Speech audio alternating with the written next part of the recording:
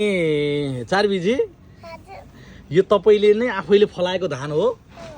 ए कति छ नि यहाँ धान धेरै छ है अब यो धान के गर्ने हो नि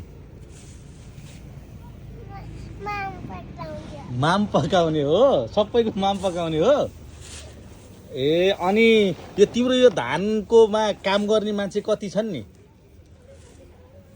को हुनुहुन्छ तिम्रो यो धानमा काम गर्नेहरू ए बुवा र आमाले गर्नुहुन्छ मामुले गर्नुहुन्न मामुले नि गर्नुहुन्छ ए अनि यो तिम्रो चाहिँ यो खेत कहाँ छ नि धान फलाउने खेत उता छ अनि तिमी खेत गएको छौ काम गर्न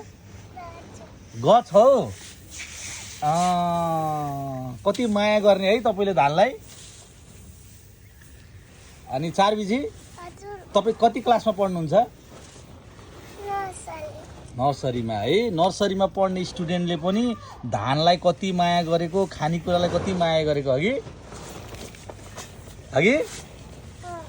अनि यता हेर्नु त चारबीजी म अगाडिबाट खिच्नु पर्यो हजुरको भिडियो ल ल ल ल अनि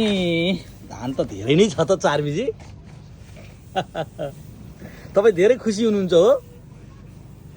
अब धान पछि के रोप्ने होला धान पछि खेतमा के फलाउनुहुन्छ तपाईले आलु ए अनि आलु लाउनु भयो त लगाइसक्नु भयो त लाइसक्नु भयो